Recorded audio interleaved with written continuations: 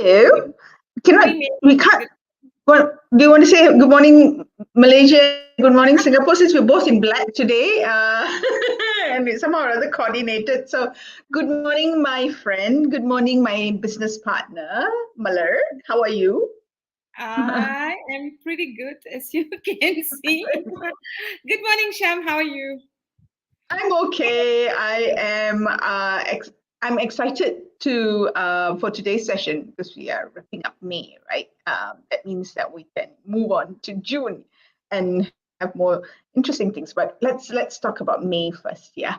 Good. Okay, how have you been, Malar? I'm good. I'm good. Tell me why you're excited because you seldom use the word excited on a Thursday morning. Good morning, Hema. Yeah, why are you excited? I don't know. I think I'm just I'm at the cusp of finishing off the what's before and going on into something new. So yeah, it's got to do with a lot of things that's just happened. Moving on in life. Okay, On, which means yeah, that moving we on to the are next phase. ready to move on from where we are. Mm. That's the month of May to month of June. June is actually May is I don't know if it's my most favorite month. May is a very meaningful month for me, I would say. Mm. Simply because I love Teachers' Day, I love Mother's Day. And Mm. my two little ones, they were born in the month of May, so that's historical for me. Their birthdays Okay. tomorrow. Yes, it's Okay, all you of that. biased. Yeah, and then of course going into June is the most expensive month because most of my very close friends' birthday, they all decided to be born in June. So it's an expensive Yeah. month when you think about it. All right, let's move on to the show. So tell us, Sham, who is our guest for today? It's you and me. Because as we normally do at the end of the month, we do a wrap up, don't we? We wrap up what we covered in the weeks before, and we have a chat about it. And I think it's useful for our listeners and our viewers to have a way of connecting the dots, of linking those episodes into something that it can anchor to, yeah, that they can anchor to. So as usual, we're going to do a wrap up. We're going to look at the 3 episodes that we had previously, and then let's have a discussion, or let's have a chat around it. So Malar, what was your takeaway from the 3 ladies that we hosted this month? Sorry. Okay, I'm never proud of my memory. So what I'm going to do is I'm going to refer to my notes. Okay. Okay. And And for those who are like me, we've been very, very good because I'm just going to share, my own take, and then Sham, you can go ahead and share yours. So we mm, had mm, 3, I would say, amazing speakers, right?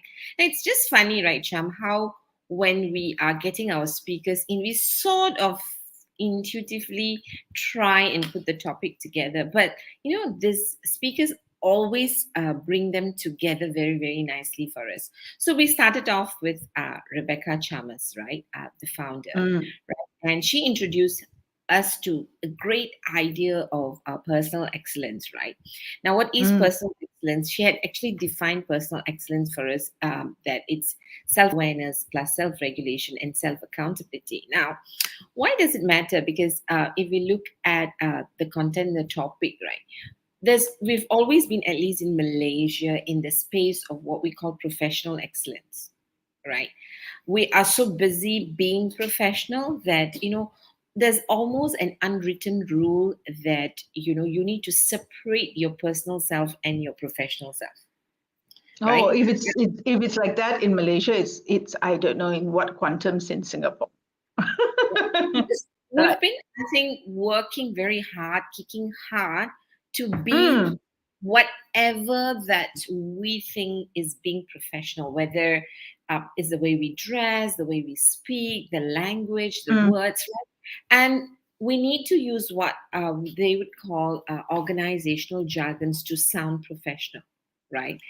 So if you mm, are simpler, you're using simpler, for some reason in this part of the world, getting into the personal development space, you'll find that anything that's personal development is actually put under what we call soft skills, which is Correct. which is I won't even say it's undervalued. It's almost like, oh, it's soft skills, so we do it because with nothing much to do lah, right? Mm, And you would find that there is a differentiation, and I would say a discrimination, where other skills are seen as skills, but things like EQ and understanding yourself, right, is seen as softer skills, right? So, yep. but what Rebecca Chalmers, the founder and the designer of, I would say, the visit of Flow Profiler, right, that measures personal excellence, team excellence, and organizational excellence, she helped us to rethink that as to, how do we bring our best versions? Because if we don't bring our best versions to life, which Mm, is work is part of life, right? If you don't bring your best versions to life, then can you then have great teams and great mm, organization, right? We mm, had that. And of course, Ika, our lovely Ika, right? The funny, amazing Ika, she brought in an amazing thought about how professional development actually equals to personal development. So, can mm, you be a great person if you're not a great professional, and vice versa, right? And her story was really exciting because she is so gung ho and goo goo gaga over being a mother. And she shared with us how she brings in her best practices as a professional leader mm, to mm, home, and specifically mm, in relationship with her son, and how she's also bringing in what she is learning in motherhood back into leadership, because we go into the cycles of learning and growing and changing, and that's what Ika demonstrated and articulated so inspirationally, I would say. And then mm, last week we brought in this author Fuan, right? And mm, Bowen surprised us, and I would say that she left a mark in my heart when she told her own story of writing the book. Your Wish is Your Command, right? mm, Which was launched this Tuesday at Borders, and the question that we asked, can we have professional excellence without personal excellence? She actually bridged it seamlessly for us, because she said, mm, you've always been talking about mindset. I got into the training industry because we talk about positive mindset. All right. And what does it mean to be this person, whether it's law of attraction. So there's been so much around mindset. And then we look at skill set. All right, the mm, whole idea of you need to be skilled in this, and mm, that's what we keep doing, acquiring skills over a period in our life, right? Including our academic qualification. But I think what she did really bridge for us is that we keep saying we want people who are committed, we want people who are passionate, and that's a matter of the heart. And do mm, we have the right heart set to bring all of this together, right? Which then goes back to what Ika and Rebecca Chalmers also said, right? Because mm, flow measures motivation, which is our drive to move forward mm, towards something in life. It also measures, adversity, our ability to overcome adversity through the resilience flow. But most importantly, if we don't know how to manage our emotions and kick ourselves up and out when we need to, for our own life purposes, right? Our emotions are so strong. How do we actually do that? So I think she actually helped us to measure that. So that was mm, my takeaway, Lasha. okay. Hmm. Before I tell my takeaway was, I'm going to say good morning to Nini Chong. Yay. Always great to see you. To see you, Nini. Hopefully, you will also let us hear you by putting in some comments and questions and opinions. So, everyone, if you're listening and you're watching, please feel free, ask questions, bring your comments, and offer your opinions. All are welcome, and we will get to them. For me, the three shows, the interviews that we had this month, I think what there were two things for me that stood out. All three shared all three shared personal stories, right? personal stories about what made them do what they're doing right now, right? With Beck, what was it that, what was happening in her life that made her want to go beyond just looking at food and medication and the physical aspects to have a better life for herself, right? And with that came the flow profiler, right? For Ika, how it's the personal life, the personal stories about her as a mother, and how motherhood for her is very much like what leadership is, or she's drawing on her leadership stories and her leadership insights to help her with her role as a mother. And of course, Fuyan as well had her shared with us her story of why she's doing what she's doing right now. So the for me, the interesting thing about all three stories was that they're all centered around purpose. All right. The three of them are anchored to a very strong purpose that leads them to do what they're doing right now and creating the life that they want right now, creating the business that they want, and they're creating the business in line with that purpose. They're creating a future, in the case of Ika, in line with that purpose. Yeah. So that for me stood out quite strongly, Mm, Malar. mm. Mhm. Yeah, And I think it works really nicely with our theme for this month, which is designing an optimal life, right? And if you are thinking about designing an optimal life, I think at the core of it all is purpose.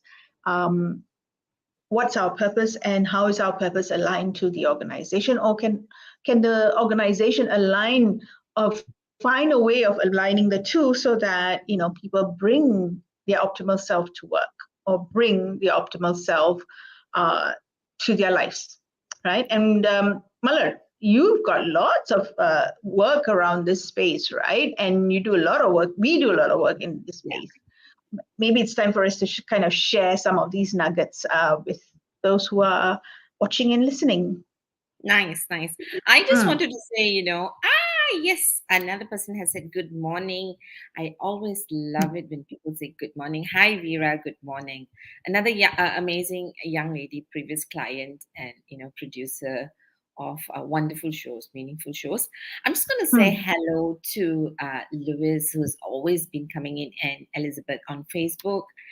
For some reason, again, we're not able to put up your comments, but I see you and I hear you, Louis Marias and Elizabeth. So good morning to them.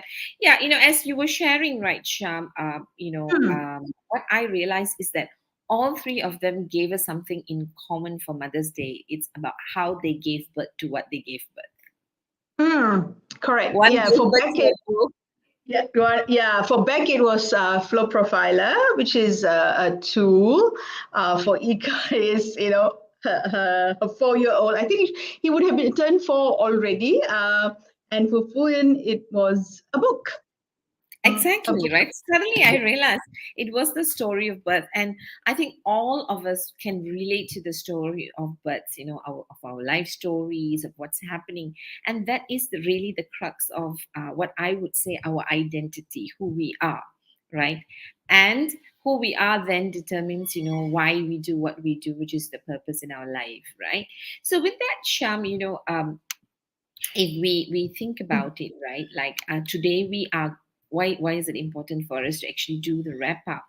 I think that's Mm, because we really want to see how to bring all of this together to address real life challenges, because it's surely the lines are blurred, we know that, with mm, hybrid mm. working, in the past it was very easy to say keep your personal side away, right?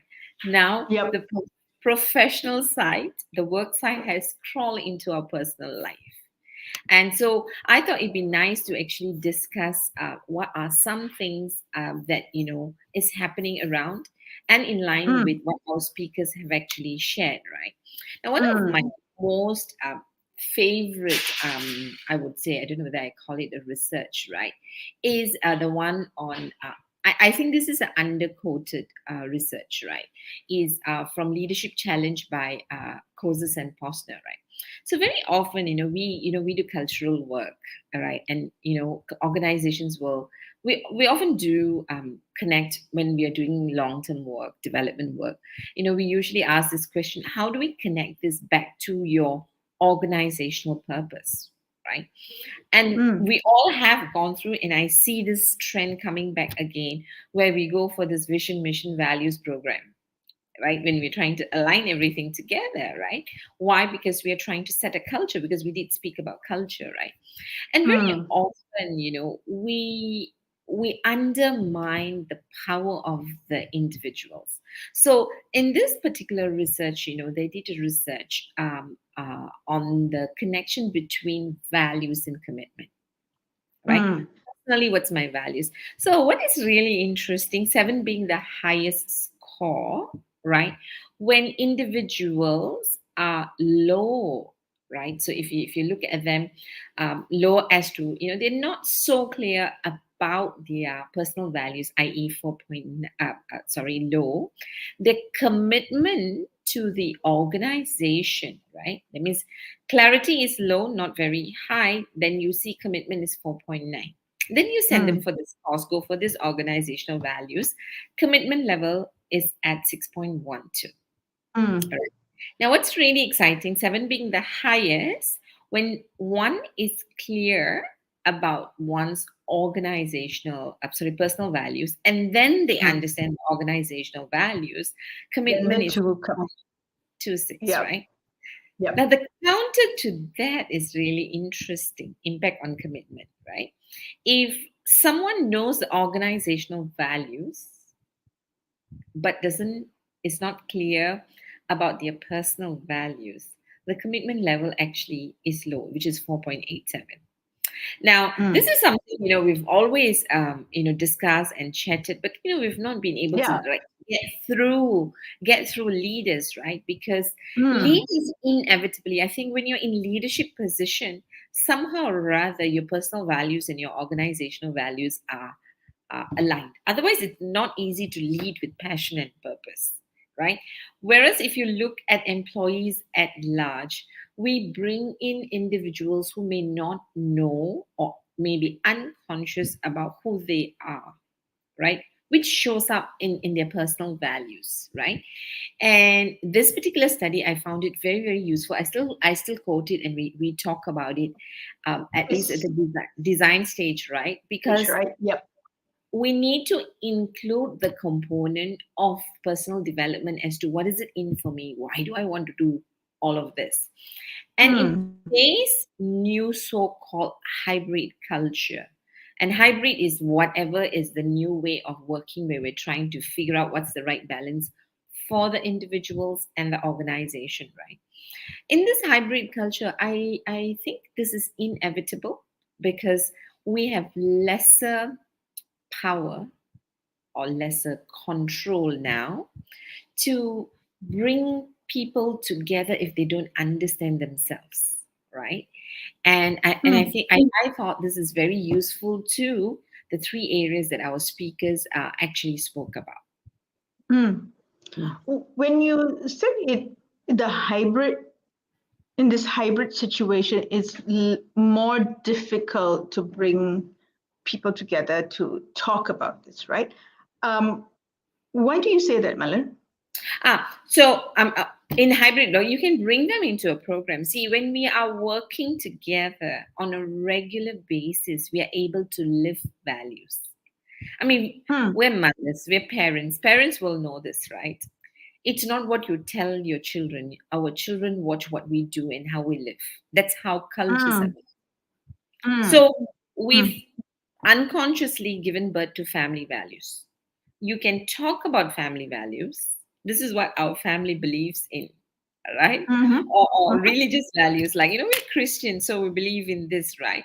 But your children are always on, watching you to see whether mommy and daddy practice what they preach, Mm. right? It's Mm. best not to preach if you don't practice, because kids Yep. will pick up, right? Yeah. And we get challenged. The same thing happens in organizations when leaders go out there and say, these are our organizational values. The moment you send people to a values program, the first thing they always turn their eyes to are the leaders. Are my leaders walking the talk? And this is a Right. big And question. yeah, correct. And you had a metaphor yesterday when we were speaking about this, right? It's like falling in love. Yeah, exactly. Right. I Yeah. mean, you can bring two people whom you think are ideal together, right? I mean, we've always Yeah. somehow rather done matchmaking, or at least hopefully had an opportunity to be matchmade. Where, we think, I You've think this. observed, yeah, two people who are very similar, and you may not have been matchmaking, but they may be in a relationship, but you don't, then suddenly the relationship just Doesn't ends, work. right? Yeah. And why is that? Why is that? Probably because the values and their purposes maybe didn't align so well, right? So we may have a lot of things that we like about each other. We may have a lot of similarities, but at the core of it, something didn't click, and that something could be the values and purpose, right? Yeah. Yeah, I actually don't think something could be. I'm going to like blindly be more Not affirmative. bluntly, not blindly. Bluntly, Yeah, blindly, yeah, bluntly. yeah. Yeah. You don't do things Blunt, blindly. maybe blindly. Now, why do I say that, right? So when we think, right, we are talking about whether it's relationship, especially organizations are shouting and screaming about diversity and inclusion. Mm, If we really think about diversity and inclusion, it's very interesting. What we are saying is that we're all different. We're all different, which is how we add value to what we're mm, doing because we're different. But if we are different and let's say we have differing values, how do we then come together? And that's your purpose, right? correct. So we are all connected deeply at the root level, which I would call purpose. All right, that's the why. So why Mm, we do what we do. So I'm different, and why is this difference important for our business, our organization, which is mm, now settled in the seed of the organization as to why organizations begin to actually exist to make a difference, right? And yep, yep, how we execute this make a difference is where values show up, the organizational values. Because what great organizations are saying is that we don't just want to make a difference, but we're very particular how we arrive there. We yep. care about how we arrive there. It's like academic qualification lah.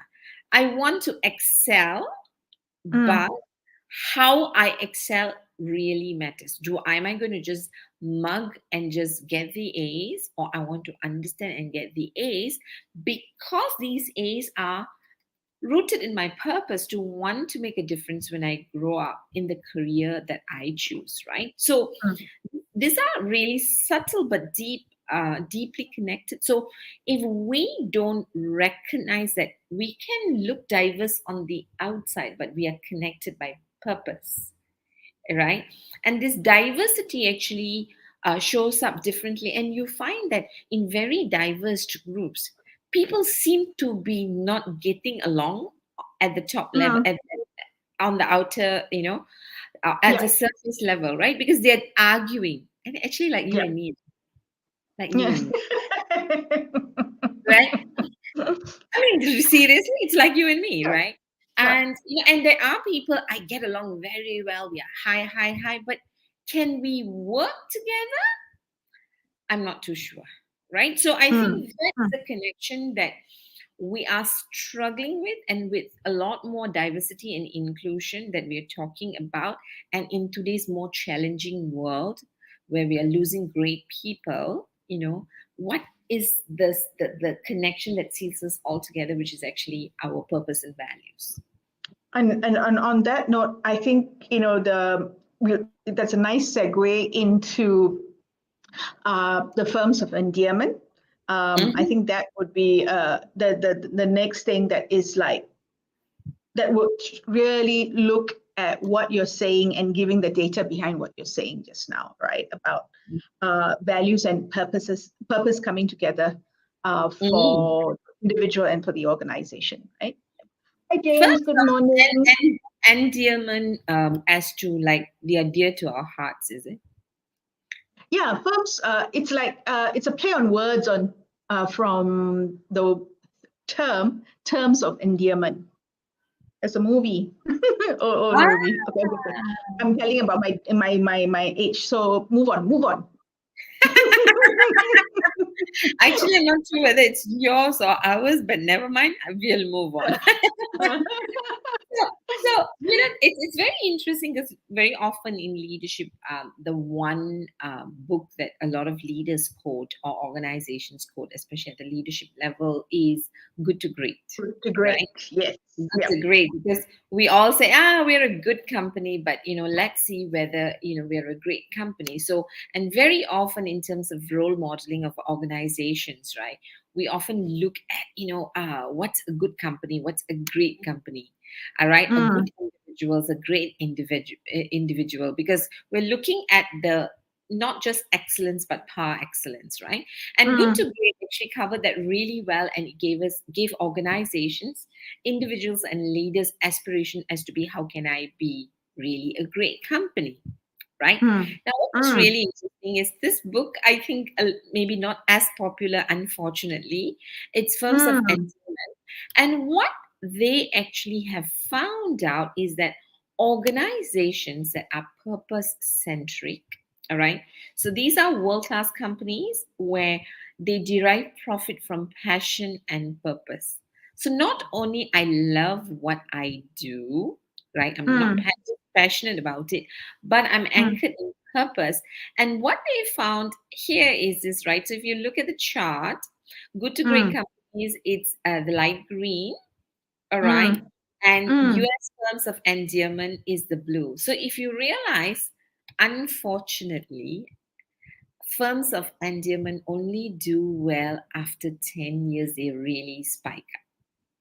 So very mm, often, so it will take you a while before you mm, are able to see the results of your organization, right?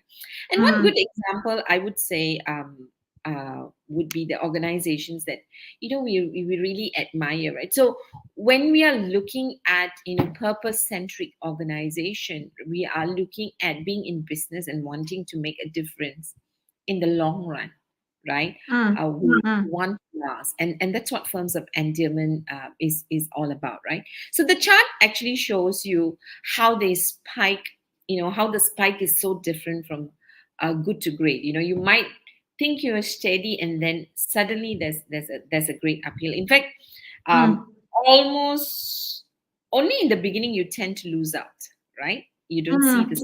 Yeah. So I think this mm. is something that we should be looking at. Yes, Sha. Yeah, and I love the point that you made about it's after 10 years that you will see the spike up, right? And I think, no, I think there are two things that come to mind. One is that there's that there's that idea or ideal that if I'm going into business with a strong purpose, I'll be able to make money immediately. I think and because there's why do people start businesses? The business results are at the end of it, not at the end of it's an end result, right? Profits are the end result, and people expect that it's going to emerge very, very quickly. But that 10 years is a good way of reminding yourself, if your purpose is strong, you will be with it. And the results will ultimately show it's not a short-term thing. It's going to be a little bit of a long haul, right? That's one. The second thing is, I just read this morning and I shared the link with you, Malar, about a recent study, very, very new. It's all US based, and it is titled The Power of Purpose, right? And the companies, it's US based, so the companies that top the list are not the familiar brands that we know of, right? That's one. Number two is that the initial thing about idea that maybe a lot of organizations have, it's difficult to measure purpose. Yes, it is, but it's not impossible. Right? And companies can do that. And the Firm of Endearments tell us that they can do that, right? So I'm going to put the link of that document, that article that I just read in the chat so that people can just access it. Nice. I wonder if we do it for Malaysia and Singapore, which companies will come up top? In the first 20. Yeah, but you know what? I'm also thinking aloud. So I know one or two companies, right? And one of the companies there, Roche, I've worked with them and I know how they work. Internally, they're so consistent in terms of specifically their leadership behaviors, right? Yeah. So I think if we have worked with some of these clients, you realize that, hey, yeah, I know internally as a consultant, I have experienced them the same way, right? But also, right, because you say these are companies that you often don't hear about, right? Because I think it's like individuals, right? Some of the greatest leaders, okay, I'm not going to say some of the greatest leaders. Some of the leaders who inspire us that we bring onto our show are hardly heard of, right? Correct. This is Call nothing. Them the quiet leaders, right? Yeah, the quiet leaders, right? Because they are so focused on their passion and purpose, you will find they really have no time to go out there and brand themselves or market themselves. But people hear of them when they are looking out for someone who needs to make the shift or the change or the difference. Correct. You hear of them. So same thing Yep. with organizations. There are organizations that do really, really well, but they are not telling the world. They are focused on making the difference. They are not telling, they're not marketing themselves to say we are good. There's no advertisement about them being good, but there's advertisement about how our services make the difference, right? And I think that is probably very consistent with, I would say, great quiet leaders. And quiet doesn't mean introversion, by the way. Just quiet because you're so busy working, so busy focused on resolving issues at work and getting their hands-on experience, right? And somebody else might be doing the branding. Also, right, if you look at branding exercise, right, in what we call, whether it's firms of endearment or the purpose-centric organizations, right, the kind of advertisements that comes out is very consistent in terms of purpose and values. They're very they're often that together, right? Whereas sometimes when you do a lot of marketing, you realize, hey, marketing is one, leaders don't even know what we are remembered for in that sense, right? So that's those are some things I think you can already observe both in individuals as well as organization. It's not just shouting out who you are, but people experiencing you as who you are and following you. Loyalty is built there, isn't it, Sure. Yeah, correct. They look for you, right? Wherever it is that you have moved on or you're gone to a different country, they look for you and they come looking. You'll be seeked out. All right. Here's a comment from Vera. Interesting topic, Malar. Yeah, love the part when you said, do the leaders walk the talk? In my long journey at work, I've had great opportunity to work with such great leaders, and it's always kept me on my toes. Oh, yes. And demanded that me to deliver higher standards of work and value. Thanks for sharing that, Vera. Yeah, all nice. right. Yeah, that's I've worked with Vera and some members of it, leaders and teams, and absolutely right.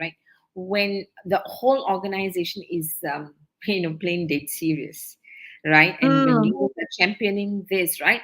Then I mean, I don't think it's about perfection, but it is really being true to the soul of the organization as to why we do what we do, right? In every point of choices and decisions that we make. We actually have Jay Sinaya who's come and said, hi, Jay. Yes. So Long story short, Firms of Endearment, after 10 years, profit and ROI, they surpassed almost 1,000%. You can go and have a Mm. look at the details now that we've actually put it up.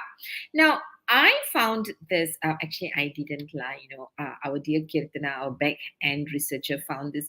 And I thought this is so fascinating because while we're talking about this, we will be wondering, okay, la, we're talking about great companies, but what do they really, really do, right? And so now I looked at some of the questions because we're going to wrap up, I'm sure, with we all wanting to be great, and Mm. how are we going to cope with the changes.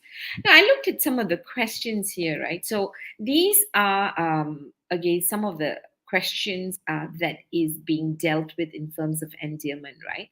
So if you look at, say, the first three, right? The first question is really build a high performance business based on love. And this is quite scary because love is nice to hear, nice to experience, but scary to talk about at workplace.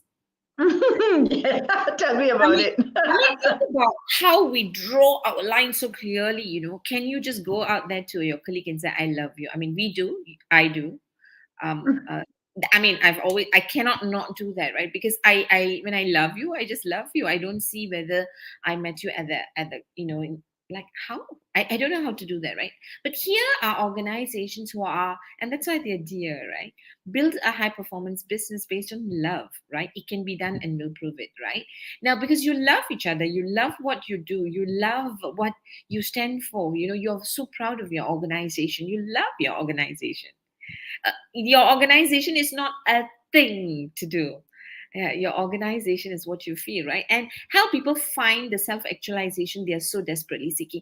And this is really, really very powerful. Why? Help people find the self actualization. So, if we look at, we want intrinsically motivated people. And in the current culture of hybrid culture, you need people who are independent, yet stay true to the spirit of the organization, right?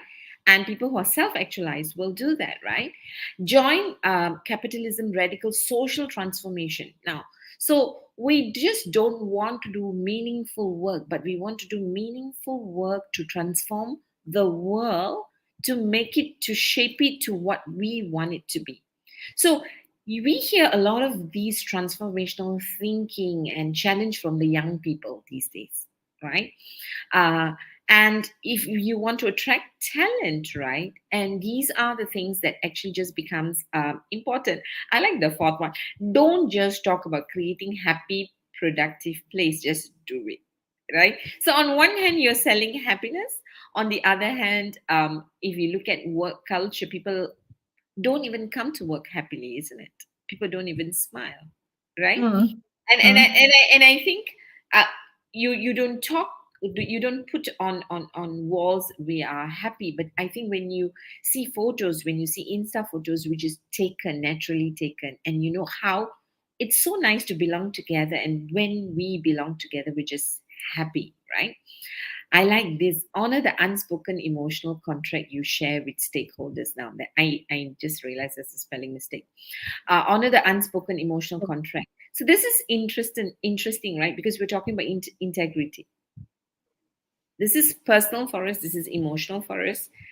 Are we willing to honor that, right? Create partner relationship that really is mutually benefit. Again, right, is win-win. It's not I tell you because I'm the power, I'm the organization, I'm the boss, I'm the leader, but let's look at a win-win with whoever you're talking about. So this brings about the value of respect, isn't it? Build a company that communities welcome enthusiastically. So this is nice, right? Do people like us, right? Do people actually like us? And that's a very, very I thought powerful question, right? And how do we make sure we have this with the investors? So these are some questions. If you're leaders in organization, and or you're looking at, can I become part of this Firms of Endearment? These are some questions that you can ask yourself. Not so much do we like these questions or not, but really, can we bring this to become part of our culture? Right, Joe? Nice.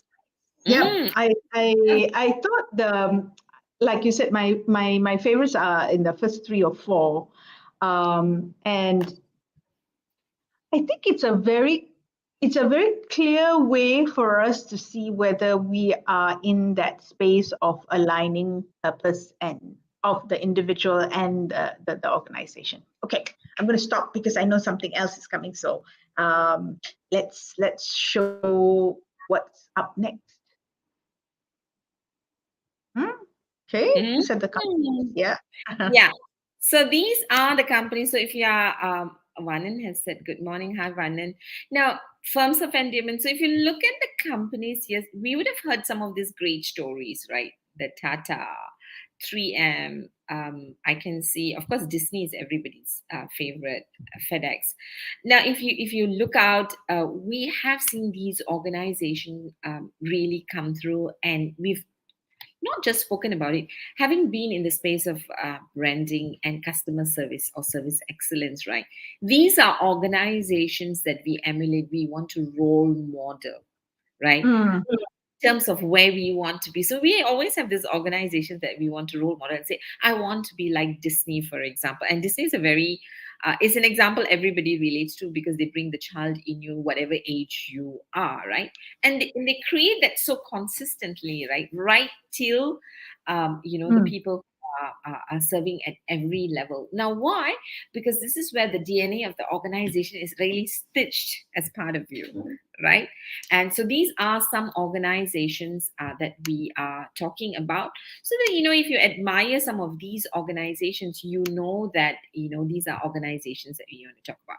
We have a couple more mm. minutes, and we want to talk about the great resignation. Everyone is talking great, great, great. So let's see what statistics is showing about great resignation. So, yes, Shah.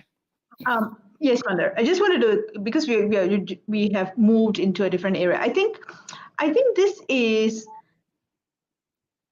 what happens. I think when so I'm using a lot of I thinks, but I don't think I actually know this. What happens when the alignment is not there, right? When the alignment between the individual's purpose and the organizational purpose is not there, right? Then you have things like what's happening right now. It's great, a lot of things, right?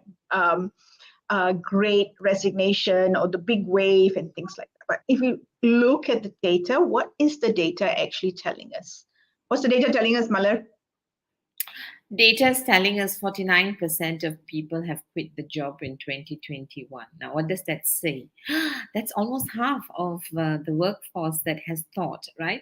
And if you're Correct. thinking, oh, these are lucky people, Sham, you pointed this out to me. These are lucky people, they can afford to resign. Not really. They resign, because they got a job. So if you look at it, Mm, so only 17% of people have resign, cannot tahan already, I have to oh, leave for my sanity. But a lot of people are still very rational to say that with, we resign for another job. And this makes us like, if we are within organization and you're afraid of losing talent, already pre-pandemic we had issues with talent, right? Attracting, keeping, and grooming new talent, right? We're always mm, having problem with succession planning, right? And so interestingly, right, you could have had a particular leadership team for 20 years, and after 20 years, they'll still say we don't have internal talents groomed, which shocks me yep. because how can that be? That means we didn't think about it for the last 20 years because people haven't really moved, yet we did not groom our talents within, right? and Yep. and of course, how people have moved jobs within a year. It's only one job, 71%. Now, what is this telling us, Sham? Is this right? People are looking for options. So if people are not Mm, connected to the organization, people don't feel engaged in organizations, they are going to find another option. Whether the other option is better or not, we don't know, but people are ready to give themselves another chance, is what this is showing. correct. Correct. And I think that's an important, I say, I think again, that's an important distinction because I feel that many people think the great resignation is that people leaving the jobs because they're burnt out. And that might be one reason, right? And it could be I leave the job for healing myself. I need to, pick myself up again. That could be it. I'm leaving this job. I'm burnt out, but I've got another job in hand. Or the biggest thing that's showing in this data is I'm leaving this job because this is not good enough for me anymore. I'm Mm. going to look for something that's good for me. All right. And when we go into that space of what's good for me, I think, then you're looking at deeper into yourself. What's my purpose and what am I meant to do? Yeah. Nice. And so, if we are looking at what's causing this, is really again another exciting piece of information. People, if you're Mm. listening in and watching, low salaries 67%. So you see, they're all between 62 to 67, Yeah.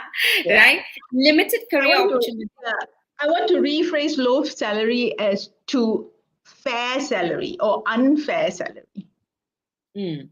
That means I Mm-hmm. don't feel I'm being fairly paid, because we do know that organizations are going into lean. And with lean, what happens is that you might think you're getting a big fat check, a nice increment of 20-30%, but your workload is not consistent with the 20-30% on one hand. On the other hand, for the 20-30% of whatever you're getting, the amount of workload that you need to take on, responsibility and accountability, doesn't Mm. happen within that 8 hours of work, right? And we are looking at going 4 days a week, and 6 hours a week is where we seem to be thinking about where our well-being is concerned. So this would be a real concern for leaders and organizations, right? For leaders specifically to hack this, right? On one hand, Mm. it's lean. On the other hand, people are saying I'm not paid enough. On the other hand, Mm. when you're lean, there's a lot of work, and then you need to make sure people are well and happy. My goodness, I don't envy the leaders, which is why we run this show now. Yeah. So we're looking at people having low salary, limited career opportunities. That means Opportunities. people still feel that, look here, I can't grow. Now this becomes really important, because on one hand, people are working more independently. On the other hand, they want career opportunities. On the other hand, now HR that used to really look after people's career may not have hands-on understanding and experience about their talent, and the Mm. immediate line managers do that. So are Mm. line managers equipped to help their direct reports with their career opportunities? That Correct. takes us to the third one, which is not being valued by managers. Mm. Relationship with my colleagues, right? Now think about people who've joined during the pandemic, and the orientation have been done, and they don't even know each other. So one of the glue that brings people together are their colleagues, right? So if I don't have a relationship, right, especially when I'm working in the either hybrid or work from home culture, or we're not bringing people together, if this is Mm. the reason, if this is important for them, then that's not going to keep them in the job anymore, right? Now, I like this inadequate pandemic health measures. Now, I love this because employees, individuals are looking at how we have treated our people, how you can't Mm. count pennies when people really needed you. Yeah. Correct. Yeah. Correct. Yeah. So now the rest, poor employee benefits, again, wanting to change industry, fair enough. Negative interaction with customers, being forced to return to on-site work after working remotely. That's 55%. Yeah, being forced, and seeing Yep. other colleagues quit. So my friend quit, and I don't have new friends. No reason to stay. Mm. These are some reasons which is really really interesting. And another trend that we are looking at, if you look at this trend, is that lifestyle changes. We are re-looking at our life. We're looking at health and safety, comfort levels. We realized during pandemic, whatever it is, I need to look after myself lah, because if I don't look after Mm. myself, there's no guarantee, right? I Correct. like this Yep. aging workforce, because I probably fall there. Where we're not filling the workforces as fast as it is exiting. So this is also an alarming state, right? It's good for, I think, the seniors, because we bring in the experience. Uh, we seem to have a lot of young people who are eager, but we're not able to fill in. So there's something definitely wrong. That's gone wrong with development. We've not been able to develop enough talent, despite a lot more investment in education, training, cross training, being able to get experiences across globally, right? We've done so many things. Yeah. And like Fuin says, we have created robots who do not think and just do, things over and over and over again. Okay. Yes, Right. Malan. You And, start. Mm. yeah. And then boom time for hiring. And I love this, right? This is like my favorite. When I mentioned it a few times, look in the mirror, how they have handled change and empathy towards their employees through this time. People are watching you to see leaders. When you talk about empathy, when you talk about people, whether you've actually walked your talk. Bravo. So I Yeah. loved all of this. I hope you also loved all of this. We thought this is so essential in the topic that we're talking about. Just going to Yeah. read out what Vanan has said. Hi Vanan. Vanan says, agreed, burnout is a major issue at the moment. Interventions are crucial for self-care. Yeah, first we must all take responsibility for ourselves. Vanan, I agree with that. And Ilangovan, who's the LinkedIn user, he says, well, energetic talk in the morning. Oh, you're inspiring, Malan. Oh, now I got to meet you lah because you said something so nice to me. Thank you very much. It's very encouraging. Thank you very much, Ilango. But so with that, Sham, now how do we do all of that? Let's just wrap up because if you look at our theme, right, what drives us, what Right. keeps us going in this space is what we've been talking about in the month of May. How do we Yeah. not just give birth to these ideas, these thoughts, this aspiration, and the world that we want to build, but how do we keep it up? It is called motivation. Yeah. And how do we, like we said, how do we measure motivation, right? We've been using the word purpose, but is that the only word? How do we think about it? And I think that's been one of the things that I think that can be very, very challenging for a leader to figure out what motivates someone. I mean, goodness, with my 17-year-old, it's difficult to figure out what motivates the boy, right? And when I saw this, I thought that was this is really, really cool because it gives us different ways of thinking about motivation. Yes, Malan, you were about to say something and I interrupted. No, Yeah. no, you can continue saying. So, what we Hmm. like is really, if you're looking at motivation, I, of course, biasly love this model, motivation flow, because we are looking at who we are at our best and what drives us. Now, if you look at all the 7 motivation factors, and for me, it's centered in purpose, right? Everything is centered in purpose. We collaborate for a purpose, we recognize. We want recognition for a purpose, Hmm. and you know that Hmm. depending on your time, place, role, and relevance, there are a couple of motivational factors that's crucial at this moment of time to move you and to move your organization. So here's the whole idea of how to measure motivation without killing yourself. So we're not talking about you being driven to a point of burnout like what Vanan mentioned, but we are looking at motivation being in flow. Means how do I get my Hmm. energy to the optimum level without burning out, staying happy and staying well. And what's really wonderful, and if you are an HR person looking at alternatives, PM us and we'll give you a preview of doing this and give you a debrief too. That's from me and Sham personally, as to how your motivation factors will help you understand not just your energy, where the team's energy is, whether you're coming together as a team Hmm. or are we pulling ourselves apart. So the enemy Hmm. within that we talk about in team building programs can actually be measured by this tool known as motivation flow. Sham, add on anything that you need to add on before we close. Yeah, I think I was just thinking of what Fuyan said, what Fuyan's message was, right? There's the mindset and there's the skill set, the heart set. How do we measure the heart set? Here you are, right? And Beck talked about how do we bring out, how do we become aware of what we are doing or not doing, right? And then how then do we get the knowledge to do something differently or to continue doing what we need to do, right? For our for ourselves first, and then for the team, and then for the organization.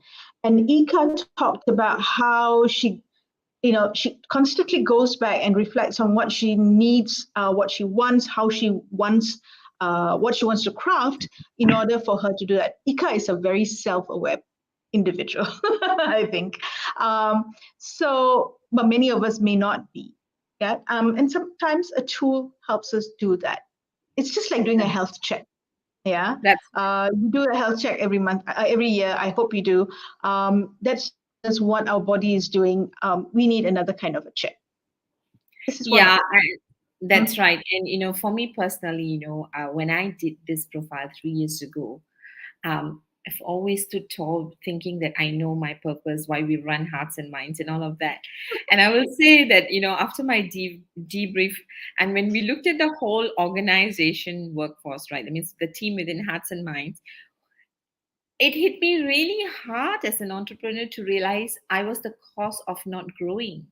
I was the showstopper for the organization because I was focused on the wrong stuff, right? And Mm, I had to work on myself first because I was attracting the type of talent, and we were all so similar that we were happily not growing. But I must say that mm. in the last 2 years, I've grown. And one of the courageous action I took in growth is having a partnership with Shah. Yeah, I knew that somehow or other that will come in, like, But that's some, true, like, Shah. That is so true. Because if it is not for this, if I didn't have to deal with the feedback I got from my report that I was my showstopper, while I think people will know when I speak, I'm like, oh, so excited. Yeah, I'm very purpose driven, but that was the exact purpose drivenness that stopped our business from growing because I did too mm, much of it. I mm, didn't know when to pull my brakes so that I can accelerate at an optimum level. And as a leader of the organization, if I don't know how to do that, and a lot of entrepreneurs don't know how to do that, mhm. we cannot get into firms of endearment. Like, forget about endearment, we cannot even get to great. So, with that, Sham, I think time to close. Yes, We've taken more time than yes. our speakers And do. oh, yeah, exactly. And I'm going to do a very quick close. Ladies and gentlemen, thank you for joining us today. We start June next week, a new theme and a new set of interviewees and leaders to chat to and to learn from. And just as a goodbye for today, I've got this quote that is from one of our Malar and my favorite people, Mihai Csikszentmihalyi. And we leave you with this quote until we see you again next week. Oh, And the quote is, let me put that on, a joyful life is an individual creation that cannot be copied from a recipe. nice. I love it. Thank you very much for joining us, everyone. Have a good day. Bye bye. We'll see you next week. Thank you for joining us. See you next week. It will be Father's Day Day. month. Yes.